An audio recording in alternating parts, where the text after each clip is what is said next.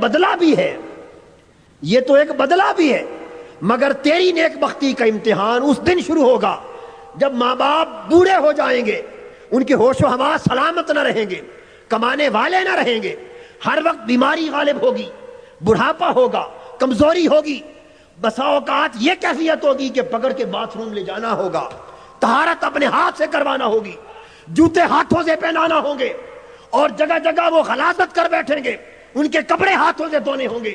اس دن تیری نیک بختی کا امتحان ہوگا کہ وہ ماں جو 9 ماہ تک تمہیں پیٹ میں اٹھا کے چلتی رہی اور جس نے اپنا خون دودھ بنا بنا کر تمہیں پالا، آج وہ ماں اپنے بڑھاپے میں اس کا حق مانگتی ہے، تو حق کہاں تک دیتا ہے، کہاں تک نہیں دیتا۔ اور وہ باپ جو تیری خاطر دن رات ایک کر کے محنتیں کرتا رہا، تمہیں پالتا رہا، بہترین تعلیم دیتا رہا، تربیت دیتا رہا، تیرے ہر حق کی کفارت کرتا رہا، آج بڑھاپے میں جب اس کے ہاتھ پاؤں جواب دے گئے، آج اس کی نگاہیں تمہیں تکتی ہیں۔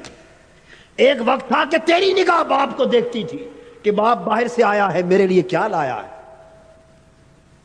ہم جب باہر سے آتے ہیں نا، ہمارے بچے ہیں، میں اپنی مثال دیتا ہوں اور یہ مثال ہر ایک کے گھر میں ہوگی، ہم باہر سے آتے ہیں تو چھوٹے چھوٹے بچے ہیں، ان کو ماں باپ کی خیریت پوچھنے سے دلچسپی نہیں ہوتی۔ بچپن میں وہ سب سے پہلے پوچھتے ہیں ابو ہمارے لیے کیا لائے، فلاں فلاں فلاں کھلونا، وہ جاتے ہوئے لسٹ بنا کے دیتے ہیں، لسٹ بنا کے دیتے ہیں، یہ کھلونا، یہ کھلونا، فلاں چیز۔ وہ ان کا پہلا سوال یہ ہوتا ہے کہ ہماری چیزیں لائیں۔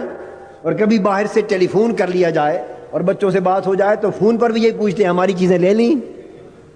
یعنی ایک وقت ہوتا ہے جب ماں باپ باہر سے آتے ہیں تو اولاد ان کو تکتی ہے، اولاد کی نگاہ دیکھتی ہے کہ باپ ہمارے لیے کیا لایا ہے۔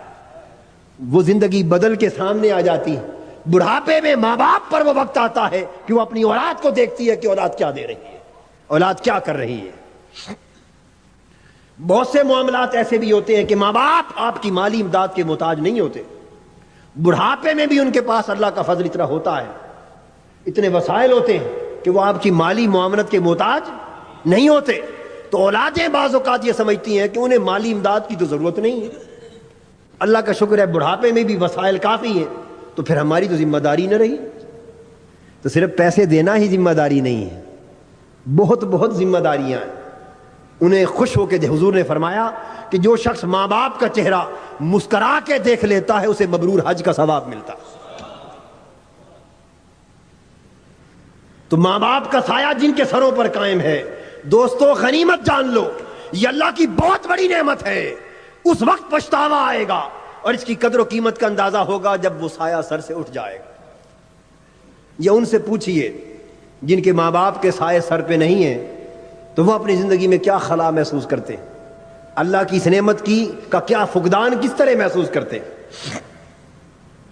تو میں یہ عرض کر رہا تھا، ارشاد فرمایا کہ جب وہ بڑھاپے کو پہنچ جائیں تو لوگوں پھر ان کے ساتھ اس نے سلوک کرو، وَلَا تَقُلْ لَهُمَا اُفٍّ، اور وہ جو کچھ بھی کہیں اور کریں کبھی اوہ تک بھی اپنی زبان پر نہ لاؤ، وَلَا تَنْهَرْهُمَا، اور وہ اگر سخت تلخ بات بھی کر لے تو جھڑکو بھی نہ۔ وقت آتا ہے کہ بعض اوقات قواعد ذہنی مزمحل ہو جاتے، تو اولاد ان کی وفاداری کرتی ہے، وہ سمجھتے ہیں میرے ساتھ دشمنی کر رہے ہیں۔ یہ بڑھاپے کی کیفیتیں ہیں یا نہیں؟ اور وہ کہتے ہیں کہ یہ مجھے تو کوئی خدمت ہی کوئی نہیں کرتا۔ اولاد صبح و شام دے رہی ہے، مگر جب اس بوڑھے ماں باپ سے کوئی اور ملنے آئے گا اور تنہائی میں تخلیہ ملے گا، بعض اوقات اس نوبت کو بھی پہنچتے ہیں کچھ لوگ، تو جب وہ آپ کان لگا کے سنے تو وہ کہہ رہے ہوں گے کہ یہاں تو کوئی خدمت ہی نہیں کرتا، کوئی بات ہی نہیں پوچھتا۔ تو یہ بھی آزمائش ہوگی کہ ایک طرف تمہاری اپنی خدمت، ایک طرف بڑھاپے میں کسی ماں یا باپ کی ایسی گفتگو۔ اب دیکھنا یہ ہے کہ یہ سن کر بھی تیری خدمت برقرار رہتی ہے یا نہیں رہتی۔ وَلَا تَنْهَرْهُمَا، خبردار نہ جھڑک، یہ نہ کہہ کہ آپ جگہ جگہ ہمیں بدنام کرتے، آپ جگہ جگہ ہمیں بدنام کرتے، کم سے کم لوگوں کے سامنے تو بدنام نہ کیا کریں۔ ہم آپ کی صبح سے شام خدمت کرتے ہیں پھر بھی آپ بدنام کرتے۔ آپ نے ساری خدمت کر کے وہ جملہ سن کر جو کہ درست نہ تھا، جو کہ درست، وہی سن کر اس کے جواب میں بھی یہ کہہ دیا تو خدمت گئی، خدمت رائے گاں گئے۔ یہی آزمائش کی کڑی ہے۔ وَلَا تَنْهَرْهُمَا، کچھ بھی کہہ لیں خبردار ان سے خفا نہ ہو، انہیں جھڑکنا، ان سے خفا نہ ہو، وَقُلْ لَهُمَا قَوْلًا كَرِيمًا، اور جب بھی ان سے بات کرے تو بڑی نرمی سے بات کر، بڑے ادب سے بات کر، بڑے پیار سے بات کر، بڑی شفقت سے بات کر، ادب اور نرمی اور پیار اور شفقت سے بات کر۔ اور فرمایا وَاخْفِضْ لَهُمَا جَنَاحَ الذُّلِّ مِنَ الرَّحْمَةِ، اور پھر اگلا حکم کیا دیا؟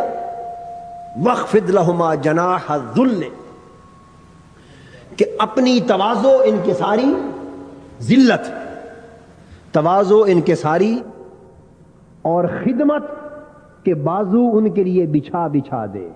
یہ قرآن کہہ رہا ہے وَاخْفِضْ لَهُمَا، اپنے والدین کے لیے بچھا دے اور جھکا دے، کیا؟ جناح الذل، اپنی ذلت کے پر، ذلت کے پر یعنی خدمت کے بازو، ادب کے بازو، تواضع کے بازو، انکساری کے بازو۔ یعنی بیٹا اگر حکومت و سلطنت کے تخت پر جا بیٹھا ہے، وزارت و عمارت کا حامل ہے، اور ملک کے صدر کے مقام تک جا پہنچا ہے، اس کا درجہ صدارت و عمارت اور وزارت کا اپنی جگہ، مگر ماں باپ کے ادب کے مقابلے میں اسے ذلیل ہو کر ہی پیش ہونا چاہیے، ان کے جوتے اٹھا اٹھا کر چلنا چاہیے، ان کے پاؤں کے تلووں کو بدستور چومنا چاہیے، ان کے لیے اس کے بازو اپنی جگہ جتنے بڑے کیوں ہوں، ماں باپ کے سامنے آئے تو کمزور ہو جائے، جھک جائے، خدمت بجا لائے، ادب بجا لائے، من الرحمہ، محبت اور رحمت کے ساتھ۔ محبت اور رحمت کا طریقہ ہر وقت ماں باپ کے ساتھ اس نے سلوک میں غالب رہے، چھایا رہے، ادب ہر وقت بجا لایا جائے، خدمت بجا لائی جائے، اور ہم وقت ان کی خدمت میں مستعد رہا جائے۔ اور پھر اس کے ساتھ کیا؟ یہ تو ہے عملی خدمت بجا لانا، عملی اطاعت بجا لانا، عملاً محبت اور رحمت اور شفقت کے ساتھ پیش آنا، ہر وقت حسن سلوک اور احسان کرنا۔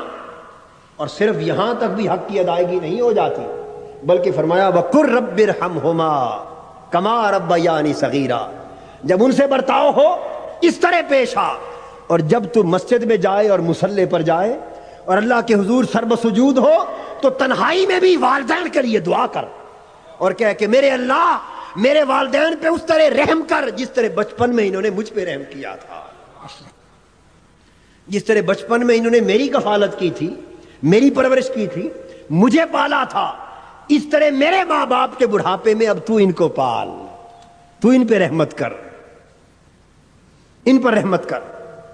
تو ہر وقت دعا میں بھی انہی کی یاد رہے، دعا میں بھی انہی کا حق ادا ہوتا رہے۔ تو اولاد کو والدین کے حقوق کی بجا آوری کا ایک بنیادی تصور اللہ تبارک و تعالیٰ نے عطا کی۔ سیدنا ابراہیم علیہ السلام نے جو دعا کی اور جو دعا قرآن مجید نے نقل کی اور جس دعا کو ہماری نماز کا حصہ بنا دیا گیا، اس کے کلمات بھی یہ فرمایا ربنا اغفر لی ولوالدی، ہمارے اللہ ہمیں مجھے معاف کر اور میرے والدین کو معاف کر دے، میرے والدین کو معاف کر دے۔ تو ہم وقت ان والدین کی بھلائی کی کوشش کرے اور والدین کی بھلائی کے لیے دعائیں کریں، اور یہ سب کچھ کر کے بھی ماں باپ کا حق ادا نہیں ہو پاتا۔ حاضرین محترم، آج گفتگو اسی ایک آیت کریمہ کی تفسیر پہ ختم کرتا ہوں، اگلے جمعہ پر یہ موضوع انشاءاللہ تسلسل کے ساتھ جاری رہے گا۔ وما علینا الا البلاغ۔